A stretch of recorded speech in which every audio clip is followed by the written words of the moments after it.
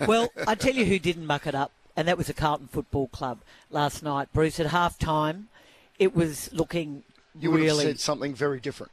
Well, I think, and Lee and I were talking about a pre-game, but when you know a coach is not going to coach again next year, and we pretty much know that's right. We know that Graham Wright offered Michael Voss's job last year to Craig McRae, even if it was in an indirect way. They deny it, but it happened.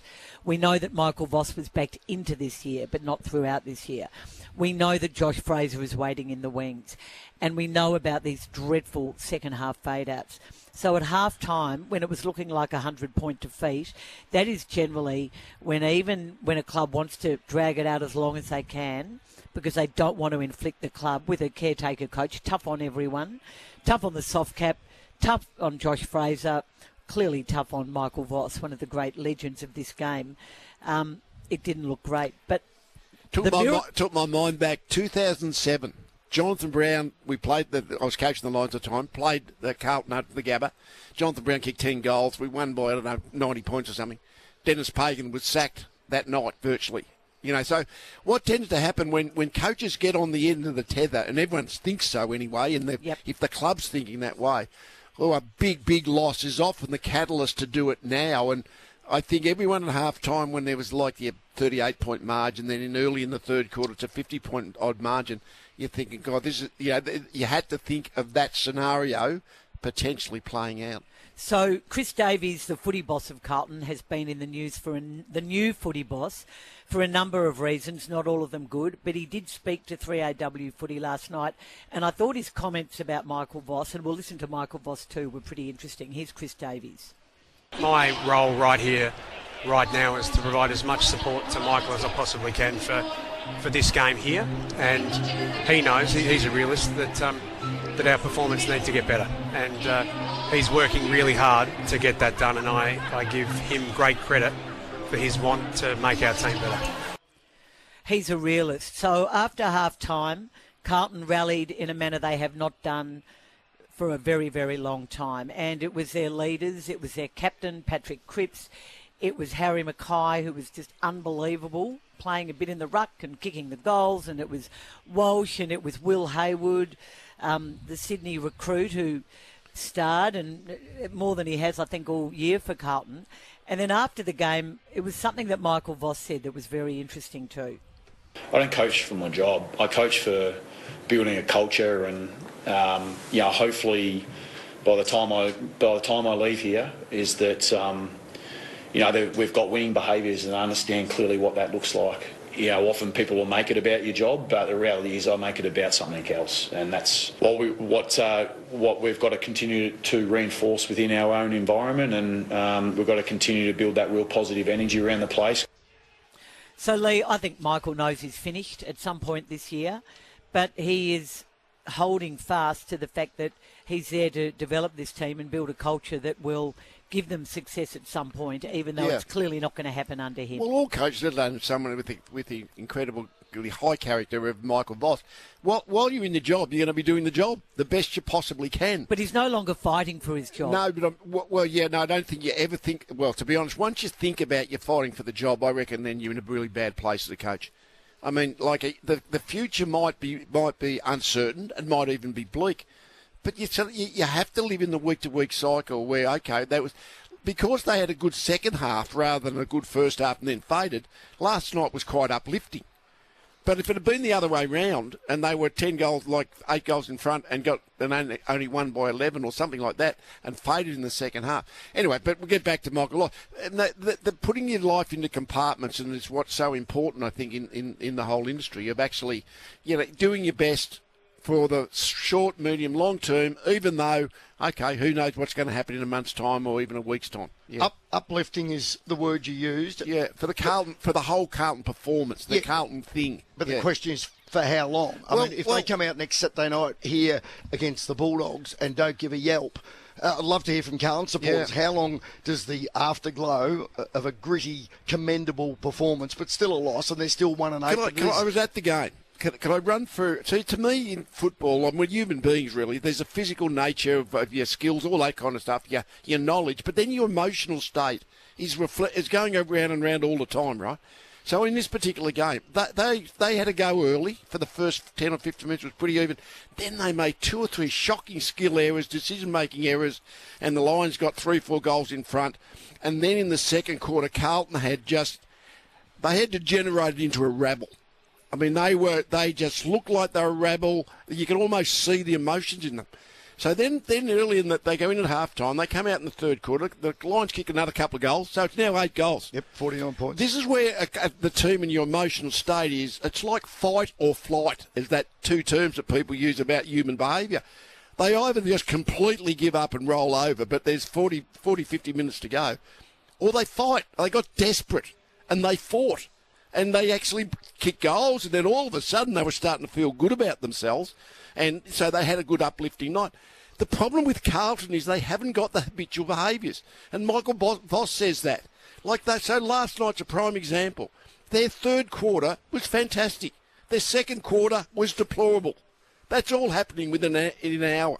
So for good teams, you can't depend on your emotional state. At the moment, Carlton depend on their emotional state, either up or down. That incredibly affects their end performance. Just a brief summary. Great summary, and being at the game was a good thing because we all watched it. I've got to say I tuned to the game at the Adelaide Oval because I thought it was going to be a big carnage. But Michael sort of indicated in his post-match presser that he had said a bit at half-time. Now, again, I know you think we overrate the role of coaches sometimes, but you would hope that he would get a response, he didn't for the first 5 minutes of the third quarter, but after that they did. But no, I think what sort of coaches say at the break. One of the things about footy, I find, as a coach, I always thought I was most responsible for how we started, because all week is about the pre-planning to start the game. Then the game, every second of the game changes because it's good or bad, and you're going. So by the second half, really, whatever you're doing early in the week has pretty much disappeared. What's happening in the first half is overriding things. So whatever they said, that might have been helpful, but certainly it was more that they dug in, and Cripps dug in, and Mackay had a really good second half against Harris Andrews, which is hard to do. Walsh was good. All of a sudden, Jagger Smith was interesting, like first-year player. He was really good early in the season, like the first month, and then the pressures got to him. He had looked really like a bit of a second-rater. All of a sudden, comes the second half, he was going again. And that's only just a young player who's finding his way. But I'm just saying they tend to be sort of fairly erratic. And this thought that they'd be better off without Cripps or Wiedering, because they're their 2 main influences. I mean, you can't just have a bunch of kids. You've got to have your strong influences around you. And when Cripps and Mackay were going in the second half, all of a sudden the rest of the Carlton, Walsh too a bit, the rest of the Carlton team jumped on board. 11 goals to 6 in the second half. They did finish up only 11 points in arrears. They were coming hard. Can they build on that here next Saturday night against the Western Bulldogs? It came after another rugged week for the club, though. The AFL handed down its findings regarding the Elijah Hollands situation. And before, Caro, you pass judgment on that, let's have a listen again to Head of Football at the Blues, Chris Davies, talking about the club's statement in response to the AFL's fine. Our statement was more about supporting the people involved, and I'm thankful from the department's perspective that both Rob Priestley, our president, and Graham Wright, our CEO, were really clear in supporting the medical team on the day, and in wanting to support the department more broadly into the future. So the medical team got away with the errors they made on the night. They haven't been found culpable, as doctors have in the past. You remember, of course, when Alia went back onto the ground concussed or didn't come off when he should have. It was the Port Adelaide doctor who admitted fault, and they got a $100,000 fine, $50,000 suspended. The AFL has been very careful to look after the doctors. They're worried about the doctors. They're worried that doctors are not going to stay in the game. But, Bruce, I've got to say, I thought that AFL statement that came out during the week, the headline was a grandstander. That thing about every club has got to have a full-time psychologist. Why does every club need a full-time psychologist? One club made a horrible error. And Chris Davies, I hope, would put his hand up and admit that he made a horrible error. He's a new head of footy. Maybe he entrusted people who knew Elijah Hollands better than he did, but he should have overruled them. We know that all the Collingwood players, we talked about it straight after the game, think that Elijah Hollands had been drinking. No one has denied that, and they're never going to tell us the truth about that. But how did the doctors not see that? So a full-time psychologist at every club. You talk to people who try and find psychologists. It's hard to find a psychologist for a 6-week bracket of appointments. Why should every other club look at the Sydney Swans? Now, the Sydney Swans, when they won the flag in 2012, John Longmire spoke to the Commission and said, I had 8 or 9 players with severe mental health issues during that week, and our psychologist was working overtime to help. The AFL have known about this for more than a decade. Every other club, no other club has allowed this to happen. The Petrarca situation was a medical situation. That was a stuff-up too. Took far too long for the AFL to review. They've finally done that. But this has never happened before. So to suggest that every club should get a full-time psychologist is a headline. It's never going to happen. A good psychologist, if he's worth his salt, would not want to go and work for a club full-time. You might get him 2 or 3 days a week. So I felt this was a bit of, let's wallpaper over something that should never have happened. Let's protect the doctors, because every doctor, including the head doctor at Carlton, Michael Chamberlain, is questioning whether he's going to be back there next year because he's so disillusioned and angry about himself being targeted. I just don't think that was the way to go. Was it a negotiated outcome, do you think, Caro? Of course it was. Well, that's what tends to happen, isn't it? And no one was named. I just thought it was totally predictable. There was no way the AFL would do the investigation and then say, no, nothing to see here.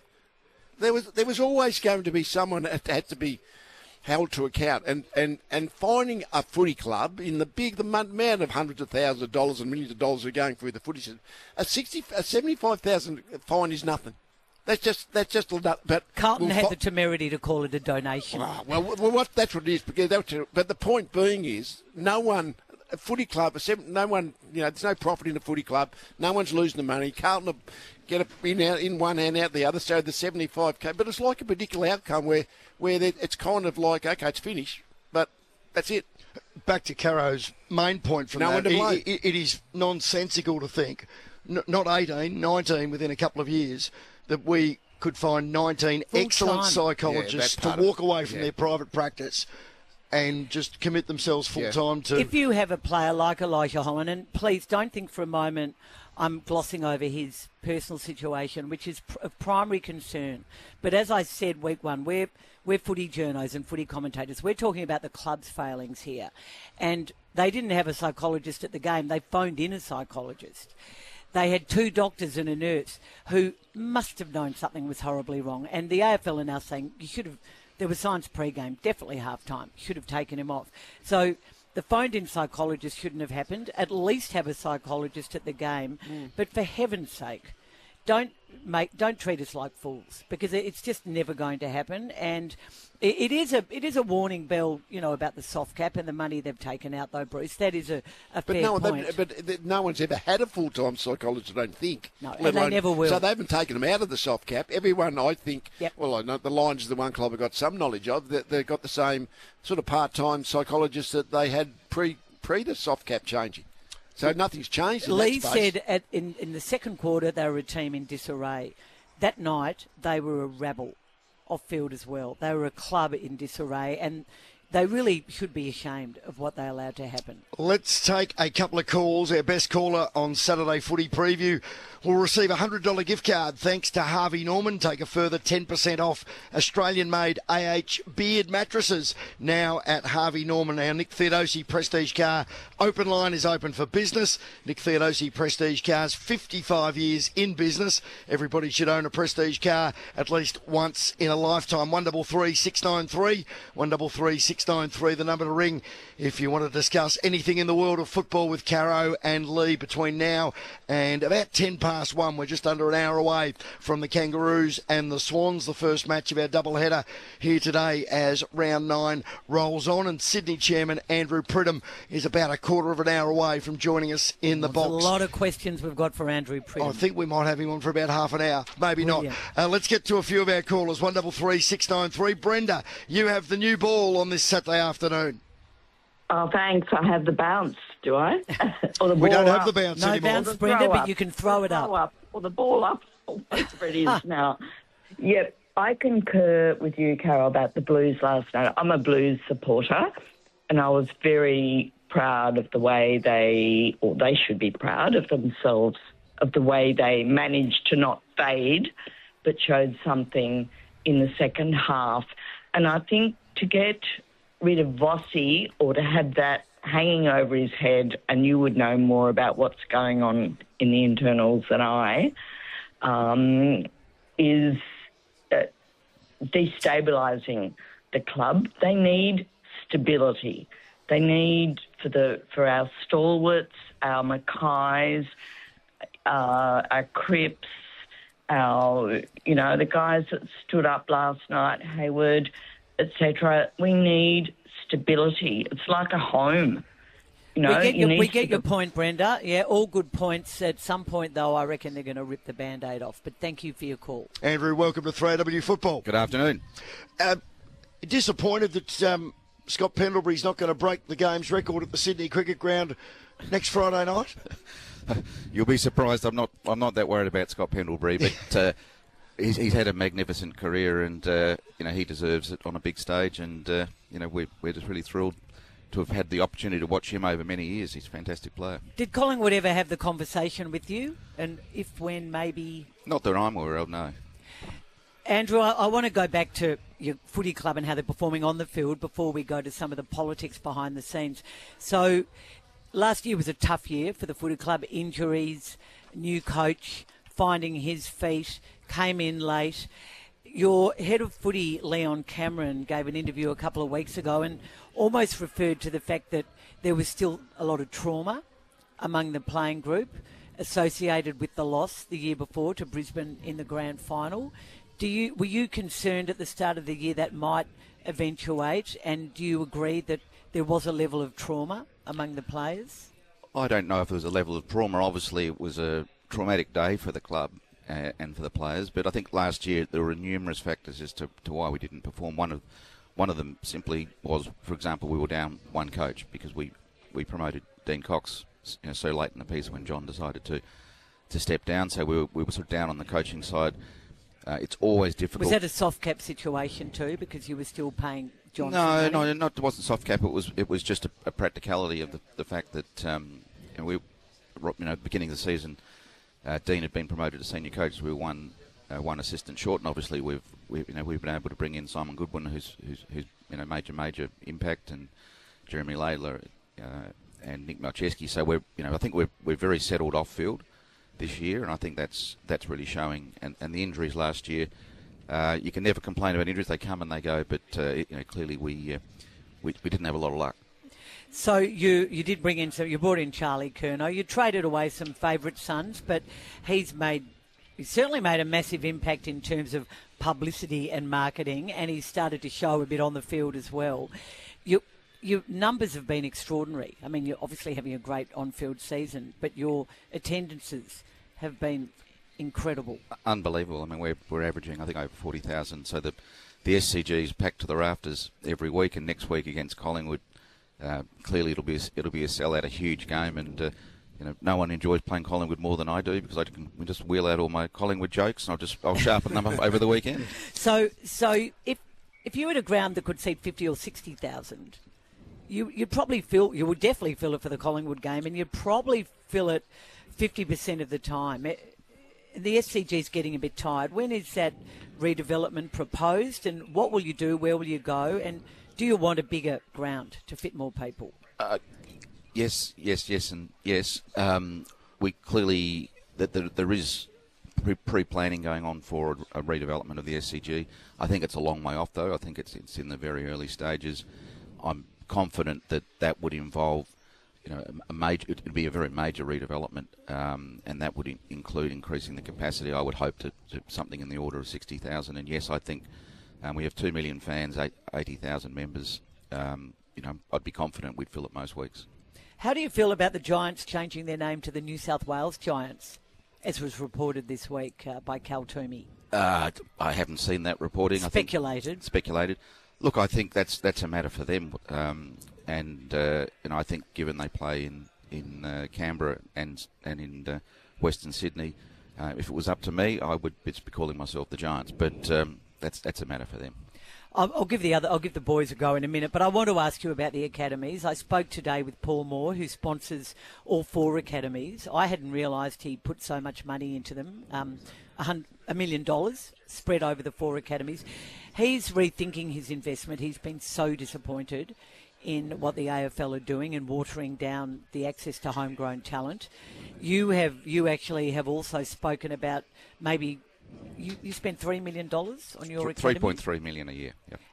$25 million in the past 10 years. Have you put it to the AFL that they should start funding the academy if they're not going to allow you access to the talent, top-end talent? Yeah, look, this is very new, and we're actually meeting with the Commission next week leading into the Collingwood game, and it will probably be number one item on the agenda.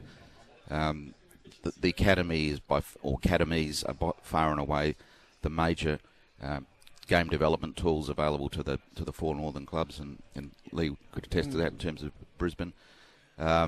It's very, very important. We've put thousands of kids through the academy system over the years. We've had 47 male and female athletes who come out of the academy and found their way onto AFL lists and AFLW lists, and of those 30, this is from the Swans Academy, 30 have gone to the Swans and 17 are playing for other clubs. So if we're going to grow the talent pool, which we need to do, particularly with Tasmania coming in greater depth, 52% of the population, the academies are by far and away the best way to do that. And but we can't be expected to carry the financial burden of spending it.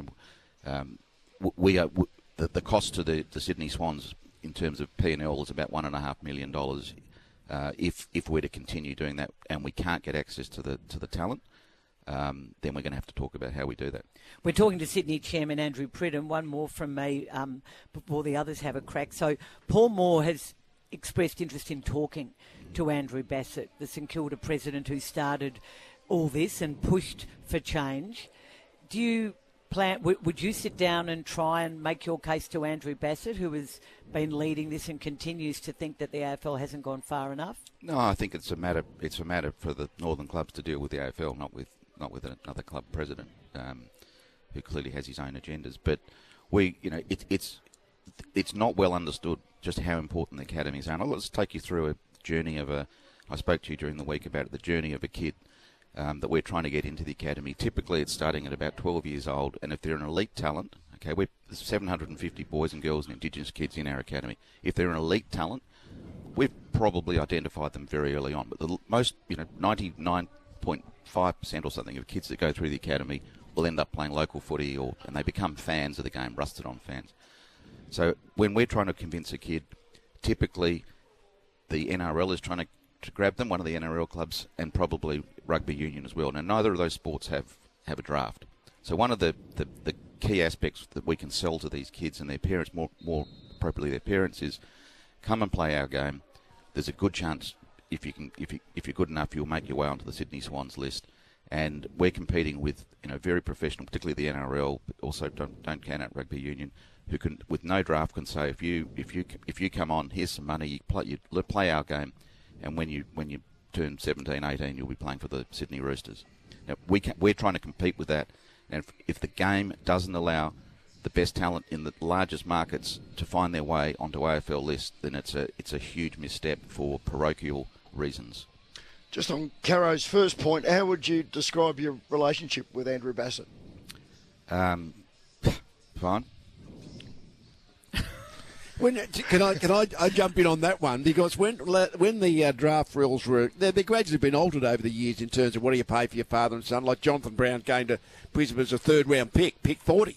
And so it's tightened up over the years.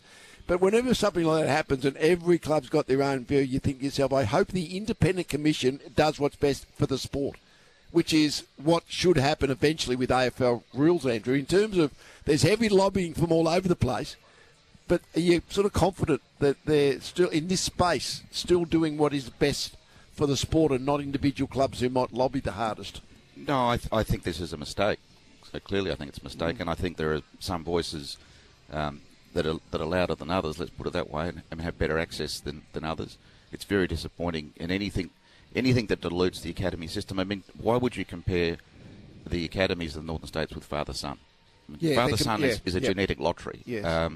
Whereas the academies are about game development. Now, if you're going to take the talent pathways away from us, which I think is a mistake in itself for the reason I just explained with that example, then somebody has to fund it. It's not the Sydney Swans, it's not the Giants, it's not Brisbane, and it's not the Gold Coast role to develop those markets. It's the AFL's.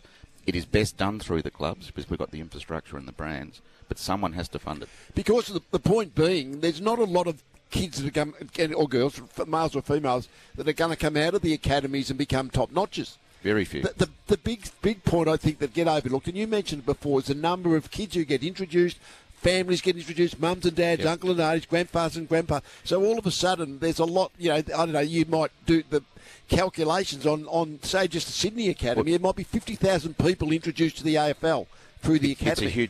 It's a huge number all through the academy. I mean, same in Brisbane. That's the idea. I mean, Will Edwards is the most recent example. I'm looking at him down on the ground now. I just want to ask about one academy player who is also a father-son, and it's relevant today because Jason McCartney has a son playing at your academy.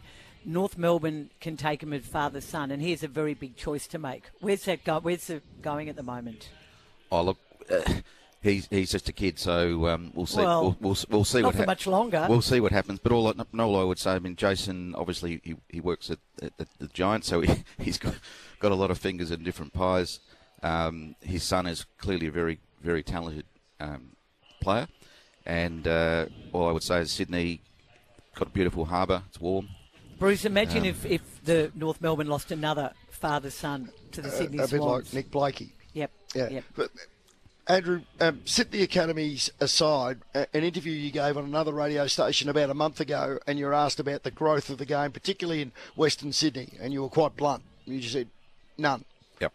There's none at all. And you used the phrase on a few occasions in that interview, what a very complex market it is in Sydney. So if we had a blank piece of paper, what would be written next to number one of the very complex issues in terms of, aside from the academies, just getting more kids just trying to kick a footy?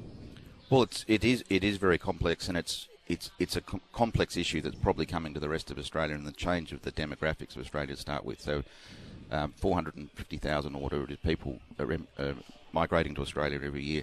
You've got vastly different cultural backgrounds, you've got different languages, religions, etc., etc. So Western Sydney is a melting pot of people who aren't inclined towards AFL in any way. The school systems are not, the ovals aren't necessarily there. It's a very large landmass, and it is very, very challenging, and I don't think there's been much progress at all. And if you look at the number of junior clubs in the western suburbs, it's embarrassing, frankly. And it's not a criticism of the Giants. They can't possibly deal with it. But what I look at, I'm a pragmatist. Return on investment, I think, has been very, very poor. And if you keep repeating the same things and investing in the same ways, you'll keep getting a poor result. And I think it's time. It's overdue time to really be serious about it and be self-critical of ourselves and the game and say, how do we do it better? Andrew, what do you say to the AFL's alleging they're going to mandate a full-time psychologist at every club? Again, I suspect that's not what's going to happen. I think it's going to be very difficult, and I don't think the right model to have necessarily a full-time psychologist. All different clubs have different needs. I think what's important is that clubs are spending appropriately and putting appropriate resources in this area. And whether that's a full-time professional, I'm not sure. I probably think it's not. But I think certainly mandating a spend on things such as mental health is critically important. Do you think John Longmire should coach again? You should ask John Longmire that, Harry. You know him as well as anyone at the Sydney Swans. I know him very well. He's my travelling companion. He's very happy doing what he's doing at the moment. If Carlton came to you and said at the end of the year, what would you say about John Longmire? Should we have a crack at him? Or Tasmania, what would you say to them? I wouldn't take that call. What? You wouldn't give him a reference? You're asking me to a lot of hypotheticals, Caro. No. I just do what I do when you call me. I'll just have to not answer it. Will the Northern Markets get a version of a gather round? I suspect not. I think that should they? The Victorian Lobbying Association has been very strong. It's a SAV Northern. It hasn't got anything to do with Victoria, has it? Oh, I think it's very loud down here. I've got to be careful. I've got to get out here alive, don't I? I did hear you're looking at a double header with an with your AFLW team in the second half of this season. The AFL have spoken to you about that. Yeah, the SCG. That's correct. I think it'd be fantastic. I think the more, I'd like to see a national reserves competition, for example, in the men's, and I think that playing the AFLW on tier one venues, I think the game will be better for it. There'll be a greater take up by crowd audiences. And we need to get the audiences sampling the AFLW because it's been fantastic, and I know it's brought a lot of women to the game, for example, as fans. And I can tell you, my daughter plays AFLW and she's absolutely obsessed by it. So it's a great thing, and I think showcasing it on a bigger stage is really important. Andrew, as we let you go, you've been very generous with your time. I think, Caro, you're all done. Well, you're telling me I am, so... Oh, well, if you've got... What's one last thing? Well, no, I just wanted to end on the Victorian comment you make. The AFL is still too Victoria-centric. Yes. In every way, example? Well, grand final. Do you think head office is... We know there's 10 clubs in Victoria of the 18, so obviously that's Victoria-centric. That's what I say. Do you think the Independent Commission... is Victorian-centric? I think that you can only look at outcomes. Yeah. And if you look at the discussion of all these vast advantages that Brisbane have, or the Sydney Swans have, or teams in the Northern Markets have, I'm yet to see them. I mean, we've got opening round, which apparently is disappearing. Our access to academy players is now becoming far, far more difficult. We still have to come down here and play, if we get to the grand final, play at the MCG. We travel every second weekend. Victorian clubs travel very, very rarely. We don't get to play on the MCG. We play on the MCG twice during the season. Collingwood, Richmond, etc. play on it, but almost weekly. So there's so many complexities, disadvantages, advantages, the fixture. But when things seem to be assisting or giving some advantage to northern clubs, it's terrible. So that's called an advantage, but if it's something that benefits a Victorian club, it's called tradition. We are out of time. Andrew, as we let you go, I always knew you were a very proud South Australian. I didn't know until recently that you were Norwood's #1 ticket holder. How often do you get to see the Redlegs live in your very busy life? Not enough, but I wish I watch it very closely and go the Redlegs, and they beat Centrals last week, which... tell you a funny little story. When Paul Kelly, his sons went to play, his son ended up playing for Norwood in the Premiership. He said he's going to play for Centrals because it's very central. And I said, I need to give you an Atlas, Paul. Andrew, thanks for joining us today. Good luck to the Swanee coming into this round. The ladder leaders, the pace setters, big game today against the Kangaroos. Go well. We'll speak to you again later in the season. Thanks, Andrew.